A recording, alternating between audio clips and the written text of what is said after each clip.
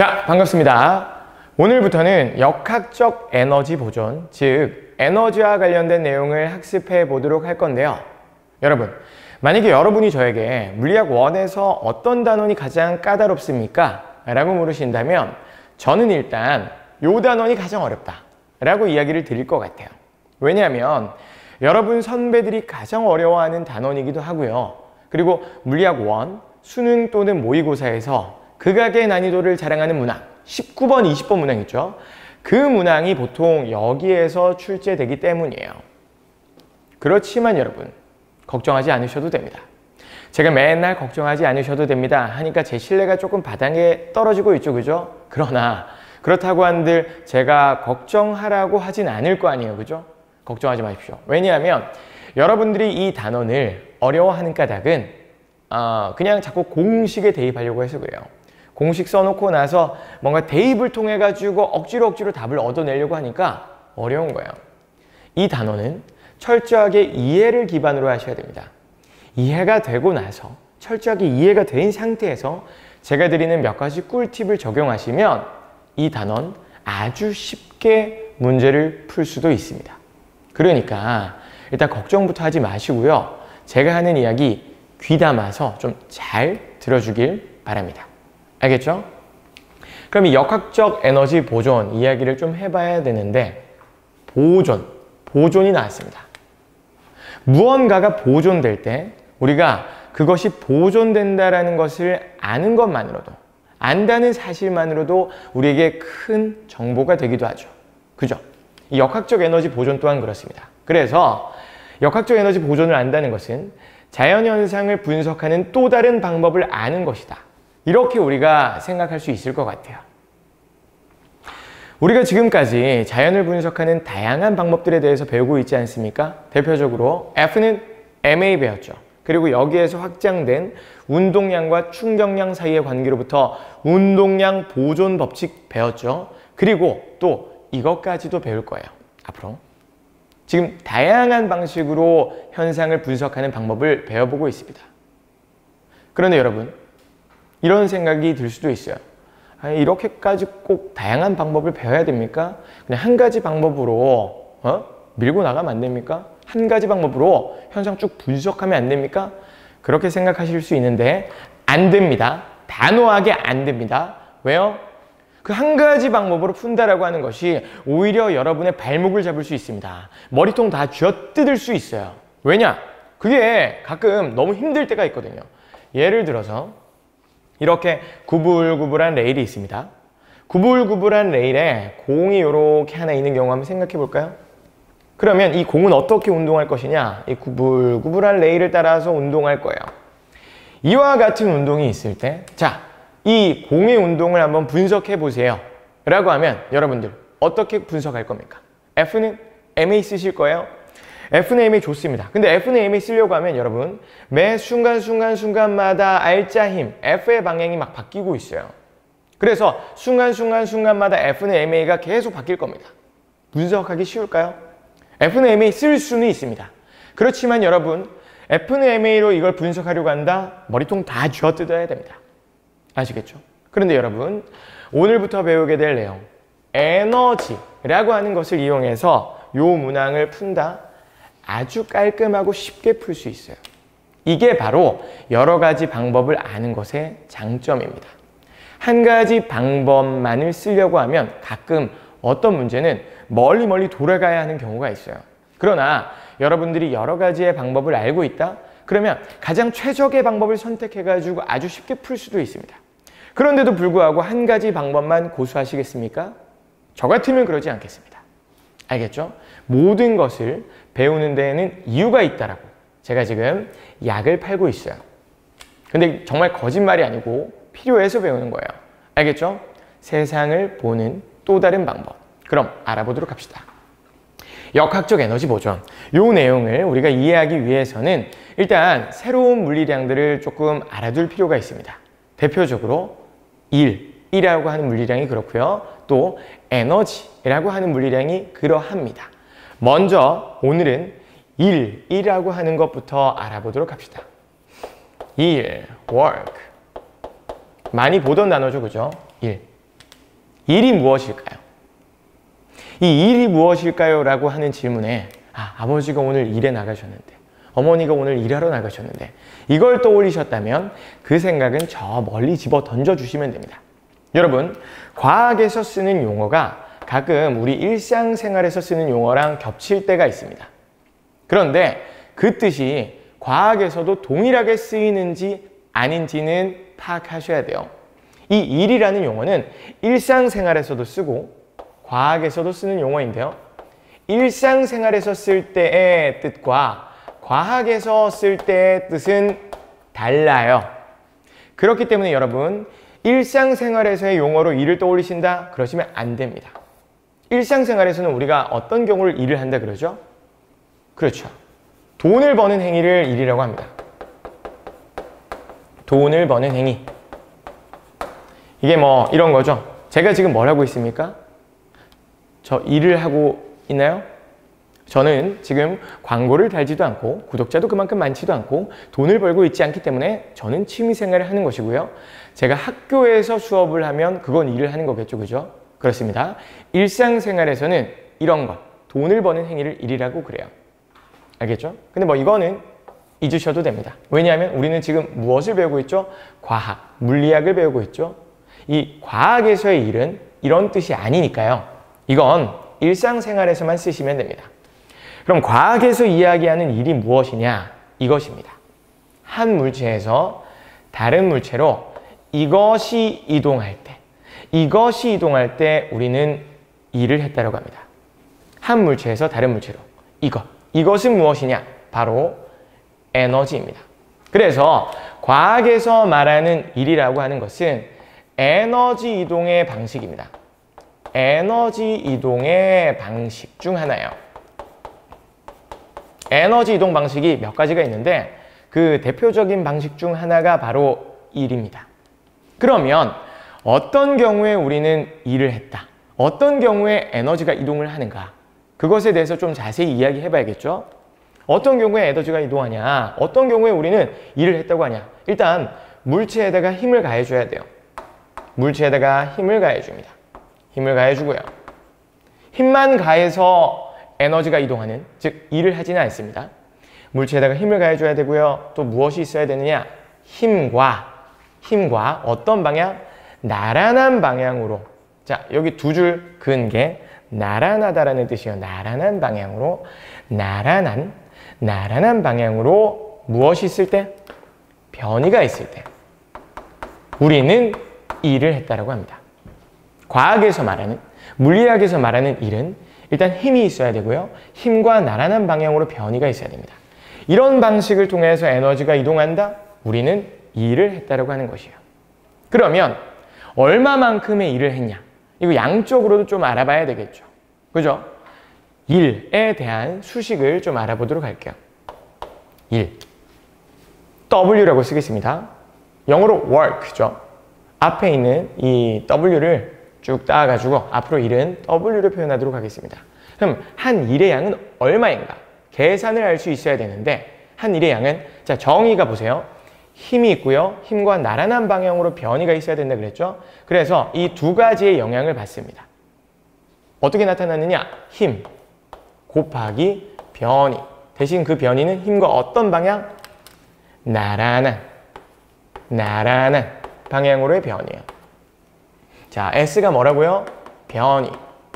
근데 어떤 변이요? 나란한 방향으로의 변이. F는 뭐라고요? 힘. 그래서 힘과 나란한 방향으로의 변이를 곱해주면 그게 바로 한 일의 양이 돼요.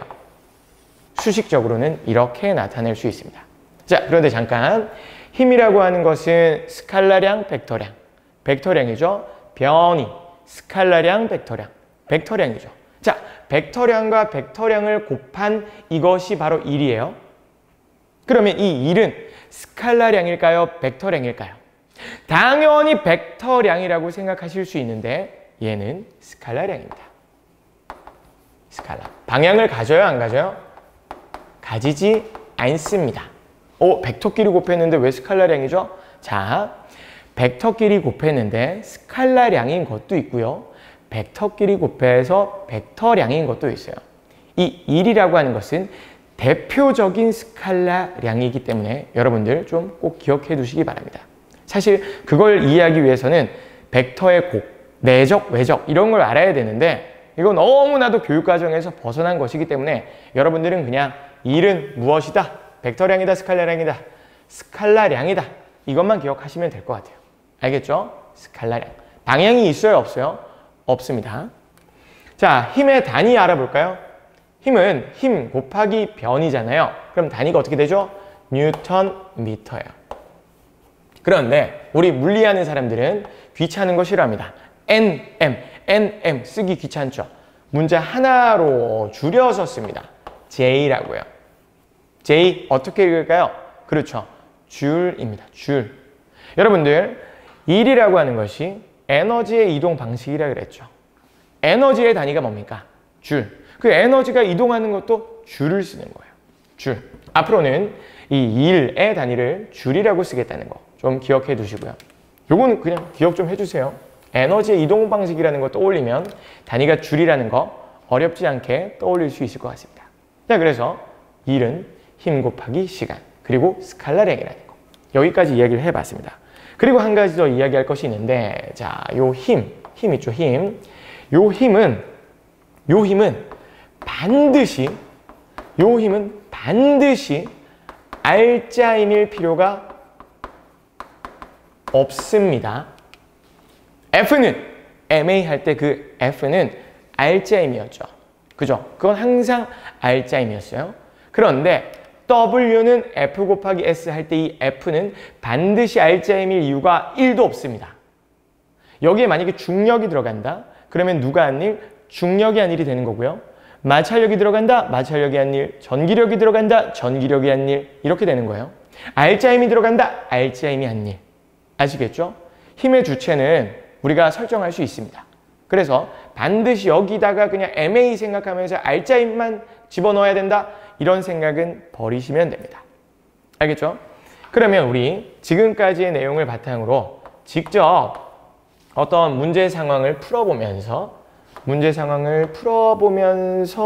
이를 직접 구해보도록 합시다. 알겠죠? 어떤 물체가 있습니다. 어떤 물체가 있는데 이 물체를 일단 잡아당겨 보도록 할게요. 누가요? 제가요. 제가 잡아당기겠습니다. 그래서 나가 잡아당기는 거. 그 힘을 F나라고 표현해 볼까요? F나, 나가 잡아당기는 힘을 일단 6뉴턴이라고 합시다. 그리고 이 물체에 또 마찰력도 작용한다고 해볼까요? 마찰력을 small f라고 표현해 보겠습니다. small f, 마찰력이에요. 마찰력은 4뉴턴으로 하겠습니다. 이렇게 나가 잡아당기는 힘도 있고요. 마찰력도 있는 이런 상황 한번 생각해 보도록 할게요.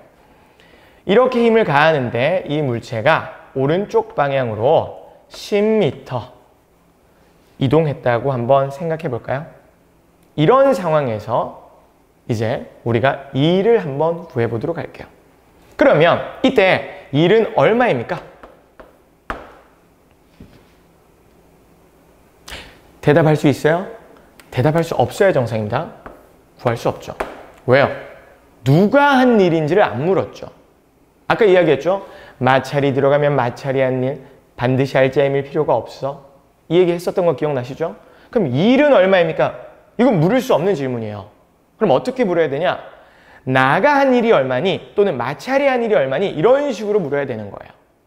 그러니까 힘의 주체, 그 힘의 주체가 누구인지를 이야기해줘야 누가 한 일, 이것을 계산할 수 있는 겁니다.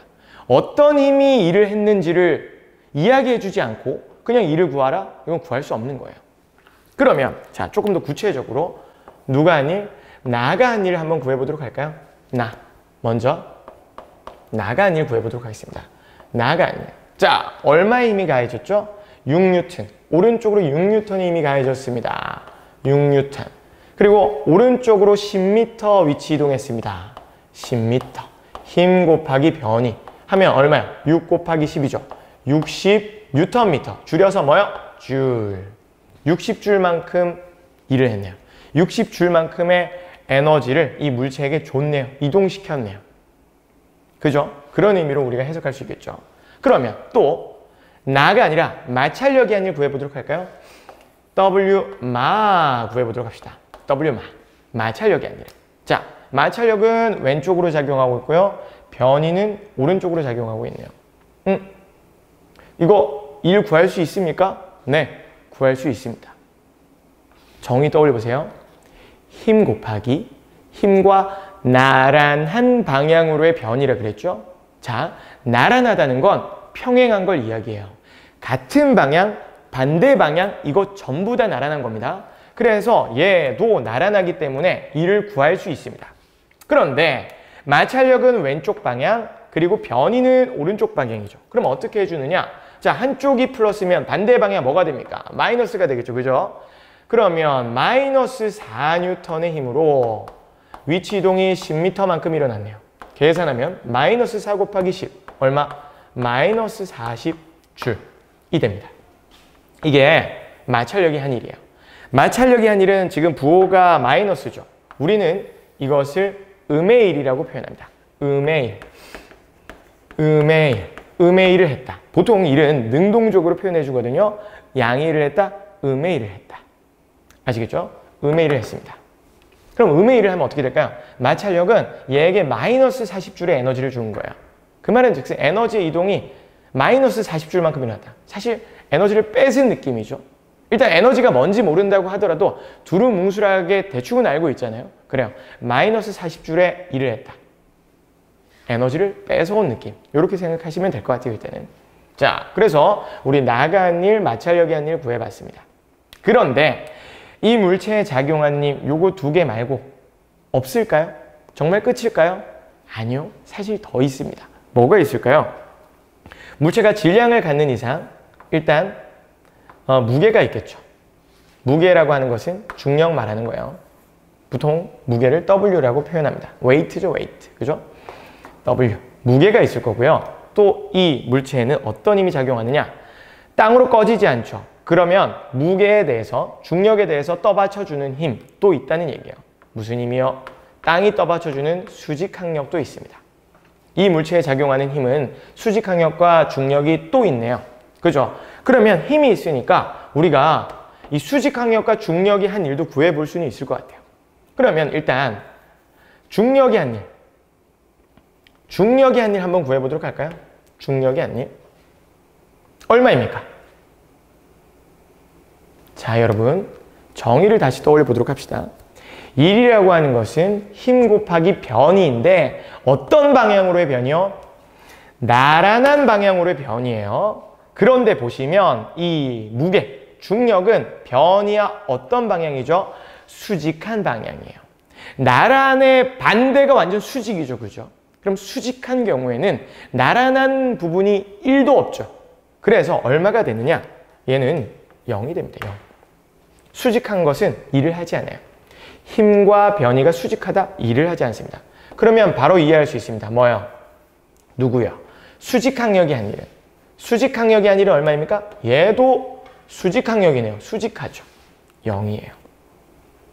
이렇게 구할 수 있겠죠. 또 한 가지 구할 수 있습니다. 뭐요? 알짜임이 한 일이요. 알짜임이 한 일. 알짜임이 한 일은 얼마냐? 일단 수직항력이랑 중력은 날아갑니다. 그 다음 F나랑 마찰 남았는데요. 요거 합하면 얼마가 되죠? 그렇죠. 오른쪽으로 6, 왼쪽으로 4니까 오른쪽으로 2N. 이게 알짜임이 되겠네요. 그럼 알짜임이 한 일은 2N 곱하기 몇 미터요? 같은 방향이네요. 10m. 몇 줄이 되죠? 20줄이 됩니다. 그죠? 이렇게 해서 지금 나가 한 일, 마찰이 한 일, 중력이 한 일, 수직항력이 한 일, 알짜임이 한 일 우리가 다 따로 구해본 거예요. 이렇게 구할 수 있다는 겁니다. 반드시 알짜임일 필요가 없다고 했어요. 자, 구해보았습니다. 그런데 여러분, 요거 보세요. 알짜임이 한 일 얼마라고요? 20줄이죠. 20줄이에요. 지금 나머지 힘들 한번 볼까요? 나가 한 일, 마찰이 한 일, 중력이 한 일, 수직항력이 한 일. 요거 한번 다 더해봅시다. 0, 0, 마이너스 40, 60. 다 더하면 얼마입니까? 다 더하면 그게 20이죠. 같습니다. 그래요. 이런 특징이 있습니다. 알짜임이 한 일을 구하나 각각의 힘들이 한 일을 다 더하나 그 값은 어때야 된다? 같아야 돼요. 사실 당연한 거예요. 각각의 힘들이 한 일을 구해서 더하나 RJM이 한 일만을 계산해서 구하나 그 값은 어때야 된다? 같아야 된다라고 하는 거. 참고로 알아두시면 좋을 것 같습니다. 그리고 여기 보시면 중력이랑 수직항력이 한 일이 얼마라고 했죠? 0이라 그랬죠. 그죠? 중력과 수직항력은 변이와 힘이 수직하기 때문에 한 일이 0이에요. 왜? 일은 나란한 방향, 힘과 나란한 방향으로의 변이가 있을 때 일을 하는 거니까요. 여기서부터 알 수 있는 것이 이런 예가 있죠. 예를 들어서 지구가 있습니다. 지구 주변을 도는 인공위성이 있어요. 그러면 이 지구는 인공위성에게 중력을 작용하죠. 그죠? 중력. 인공위성은 중력을 받고 있습니다. 그런데 얘가 이동하는 방향은 항상 중력에 대해서 어떤 방향이죠? 수직한 방향입니다. 그러면 이 중력은 인공위성에게 일을 할까요? 안 할까요? 지금 이동하려는 변이 방향과 중력 방향, 힘의 방향이 항상 어떠하죠? 인공위성은 도는 내내 수직하죠? 이와 같은 경우에는 중력이 일을 할까요? 안 할까요? 하지 않습니다. 다시 말하자면 에너지의 이동이 일어난다, 일어나지 않는다? 일어나지 않습니다. 그래서 이렇게 뱅글뱅글 도는 인공위성의 경우에는 에너지의 변화가 없습니다. 요거 참고로 알아두시면 좋을 것 같아요. 이렇게 해서 우리가 일을 한번 구해봤는데요. 요런 예시보다 조금 더 어려운 상황의 문제를 하나 더 알아보도록 하겠습니다. 이런 거예요. 이렇게 물체가 있고요. 힘을 이번에는 대각선으로 가는 경우를 생각해 보도록 합시다. 대각선으로 10N의 힘을 가했다고 해볼까요? 대각선으로 10N의 힘. 대각선의 기준은 일단 60도의 각도로 하겠습니다. 60도의 각도로 10N의 힘을 가했습니다. 물체를 이렇게 사선으로 당긴다는 얘기예요. 이 상황에서 물체가 어떻게 해요? 이렇게 오른쪽으로 이동할 수 있겠죠. 그죠? 위치 변화가 오른쪽으로 이동할 수 있을 겁니다. 10m 이동한 이런 경우를 한번 생각해 보도록 합시다. 대각선으로 60도의 각도로 10N의 힘을 가하고 오른쪽으로 물체를 10m 이동시킨 이와 같은 상황 한번 생각해 보도록 합시다. 이때 이 10N이 한 일은 얼마일까요? 얼마일까요? 문제가 있네요. 자, 일이라고 하는 것은 힘과 나란한 방향으로의 변이가 있을 때 우리가 일을 했다라고 하죠. 근데 이것은 나란하지 않아요. 그러면 수직한 경우에는 0인데 자, 볼까요? 수직하지도 않습니다. 수직하지도 완전히 나란하지도 않는 이 힘이 한 일은 얼마일까요? 이걸 우리가 조금 알아봐야 될 것 같아요. 사실 우리 교육과정상에서 여기까지 다룰 필요는 없습니다만 여러분들이 철저한 이해를 위해서는 이 내용을 좀 아는 것이 필요할 것 같습니다. 그래서 일단 이야기할 테니까 수식적으로 스트레스 받지 마시고 한번 보기만 하세요. 그리고 이 내용을 바탕으로 제가 나중에 다른 내용을 좀 설명을 할 거거든요. 그래서 그 설명이 맞다 틀리다 판단 정도까지만 하시면 됩니다. 알겠죠? 계산까지는 할 필요 없어요. 보기만 하세요. 봅시다. 그러면 이것을 우리가 구하기 위해서는 일단 좀 배경 지식이 필요할 것 같네요. 배경 지식. 어떤 배경 지식이요? 힘의 합성과 분해를 좀 할 줄 알아야 돼요. 힘의 합성과 분해를 할 줄 알아야 됩니다. 이 배경 지식이 있어야지 이 문제를 풀 수 있습니다. 한번 보도록 할게요. 일단 힘의 합성부터 알아보세요. 자, 한 물체에 힘이 두 개가 작용합니다. 오른쪽으로 4N의 힘이 작용하고요. 또 오른쪽으로 2N의 힘이 작용합니다. 한 물체에 두 개의 힘이 작용합니다. 그러면 이 두 힘의 효과, 하나의 효과로 나타낼 수 있죠. 두 힘의 합이 얼마입니까? 우리 직관적으로 구할 수 있어요. 얼마라는 것을? 6N이라는 것을. 어느 쪽으로요? 오른쪽으로요. 이거 그냥 더하기만 할 줄 알면 풀 수 있는 문제예요. 그죠? 그러면 또 다른 문제예요. 오른쪽으로 4N의 힘이 가해지고요. 이번에는 왼쪽으로 2N의 힘이 가해지고 있네요. 한 물체의 두 힘이 서로 다른 방향으로 작용하고 있습니다. 이때 두 힘의 합, RJM은 얼마입니까? 그렇죠. 오른쪽으로 2N인 거. 이것도 여러분들 직관적으로 구할 수 있습니다. 그런데 이거보다 조금 어려운 상황이 있습니다. 어떤 상황이요? 이런 거예요. 두 힘이 작용합니다. 4N. 그리고 2N이 작용하는데 이번에는 나란하지 않아요. 나란하지 않게 작용하고 있습니다. 이와 같은 경우 두 힘의 합은 어떻게 구할까요? 이걸 구하기 위해서 여러분들 제가 지난번에 가르쳐 드렸던 거 기억하셔야 돼요. 힘, 눈에 보이지 않는 힘을 표현하기 위해서는 세 가지 요소가 있었죠. 작용점, 그리고 힘의 방향, 힘의 크기가 있었습니다. 그래서 힘을 표현할 때 우리가 화살표로 나타내는데요. 화살표에 무엇이 힘의 크기를 나타낸다 그랬죠? 그렇죠. 화살표의 길이가 힘의 크기를 나타낸다 그랬습니다. 그래요. 좋습니다. 그걸 아셔야지 이 이야기를 이어갈 수 있습니다. 자, 이 두 힘의 합 어떻게 구하냐? 여러분들 사실 한 번은 배운 적이 있어요. 어떻게 하냐? 요거 컨트롤 C 해서 이쪽에다가 컨트롤 V 합니다. 요거 컨트롤 C 해서 이쪽에다가 컨트롤 V 합니다. 그러면 어떤 도형이 만들어지죠? 그렇죠. 평행사변형이 만들어지죠. 평행사변형. 그래서 이 평행사변형의 대각선을 쫙 끄면 이 대각선이 바로 뭐가 되느냐? 두 힘의 합이 돼요. 두 힘의 합이 됩니다. 이 방향이 두 힘의 합의 방향이고요. 이 길이가 두 힘의 합의 크기입니다. 보세요. 2뉴턴, 4뉴턴 있죠? 그럼 이거 화살표로 똑바로 표현했다면 요 길이가 몇 배 차이 나야 되죠? 2배 차이 나야 되죠? 그죠? 그래요. 길이가 크기를 나타낸다고요. 그럼 이 대각선의 길이를 구한 다음에 요 길이랑 비교하면 이 힘의 크기가 얼마인지 우리가 구할 수 있겠죠. 그렇습니다. 힘은 이렇게 합성하는 것이요. 이게 바로 힘의 합성이고요. 여러분들이 힘을 합성할 수 있다면 반대로 무엇도 할 수 있다? 힘을 분해할 수도 있습니다. 하나의 힘을 서로 다른 두 개의 힘으로 나눌 수도 있다는 이야기예요. 힘을 한번 이제 분해해 보도록 할까요? 분해. 이게 중요한 겁니다. 분해. 그러면 분해는 어떻게 하느냐? 합성한 것에 반대로 하면 돼요. 합성 어떻게 했죠? 컨트롤 C, 컨트롤 V 해가지고 평행사변형 그린 다음에 대각선 그어가지고 우리가 합성했죠. 거꾸로 하시면 됩니다. 분해는 얘를 대각선으로 하는 무엇을 그리면 되죠? 평행사변형을 그리시면 됩니다. 얘를 대각선으로 하는 평행사변형. 몇 개가 있죠? 무수히 많죠? 얘를 대각선으로 하는 평행사변형 엄청 많을 겁니다. 그런데 우리가 일반적으로 분해를 할 때는 어떤 평행사변형을 그리냐? 이렇게. 이렇게. 이렇게. 어떠한 수직한 직사각형을 그려줍니다. 직사각형을 그려가지고 요 힘을 분해해줍니다.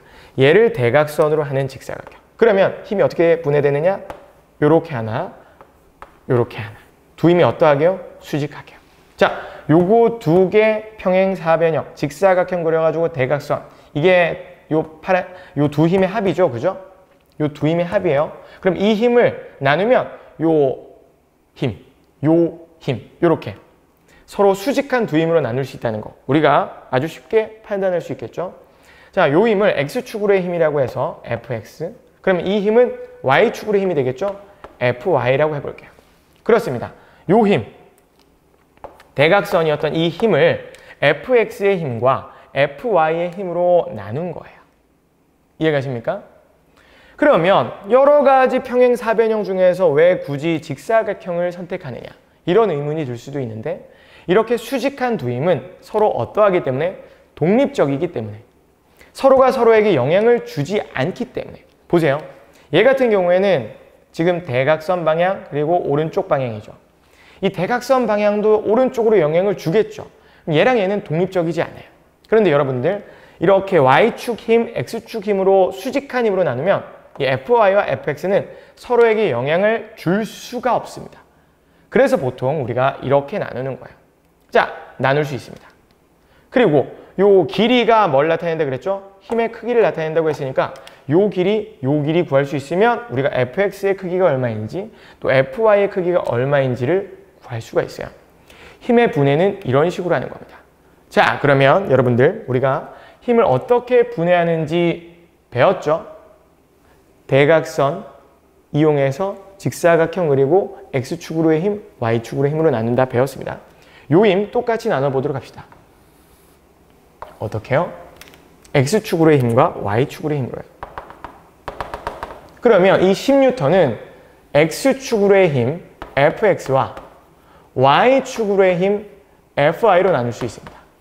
그러면 이 두 힘으로 쪼개가지고 우리가 뭘 구할 수 있냐? 2를 구할 수 있어요. 요 두 힘이 한 일을 구하면 결국에 그게 10N이 한 일이 되는 겁니다. 구해 볼까요? 그런데 보세요.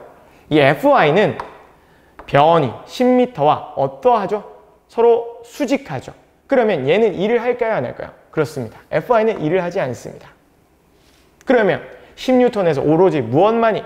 Fx만이 일을 하죠. 자 보세요. 우리는 10N을 두 개로 나눈 거예요. 그러니까 10N 이제 없다고 생각하세요. 두 개로 나눴습니다. 근데 Fy는 수직하니까 얘는 일을 하지 않아요. 그럼 누구만 일한다고요? Fx만 일하죠. 그래요. 그래서 10N이 한 일은 10 곱하기 10, 100 이게 아니에요. 두 힘 Fx와 Fy로 나누고 따로 계산해 줘야 되는데 Fy는 일하지 않으니까 어떻게 나타나지나요? 10N이 한 일은 Fx 곱하기 10m 이렇게 구해줘야 되는 거예요. Fx 곱하기 10m. 그럼 Fx는 얼마인가? 자, 이 화살표의 길이가 무엇을 나타낸다 그랬죠? 힘의 크기요. 요 길이가 10N이에요. 그러면 요 길이는, 이 길이는 Fx인 거예요. 어떻게 구하면 될까요? 여러분들, 우리 삼각함수 알죠? 삼각함수. 빗변분의 밑변, 이 길이의 빛. 이거 뭐라 그러죠? 코사인. 빗변분의 높이, 사인. 기억나십니까? 그걸 이용하시면 됩니다. 빗변분의 밑변, 길이의 비가 코사인 60도죠. 그러면 이 fx는 어떻게 하면 됩니까? 10N에다가 코사인 60도 해주면 됩니다. 그리고 이제 10m를 곱해주는 거예요. 이게 뭐가 되죠? fx가 되죠. 그죠? fx입니다. 그러면 코사인 60도 얼마죠? 코사인 60도는 2분의 1이죠. 2분의 1입니다. 그래서 이거 구하면 얼마가 되냐? 5N이 되네요. 5N 곱하기 10m. 고로 얼마입니까? 50줄이 됩니다. 그렇습니다. 이 10N이 한 일은요. 10 곱하기 10 할 수 없죠. 나란하지 않으니까. 그래서 수직한 성분, 수평한 성분으로 나눠서 계산을 했더니 얼마가 나온다? 50줄. 그래서 이처럼 나란하지도 수직하지도 않는 힘은 나란한 힘과 수직한 힘으로 나누어서 계산하면 된다라는 거. 물론 교육과정 벗어납니다. 그래서 그냥 일단 들어만 보시라고요.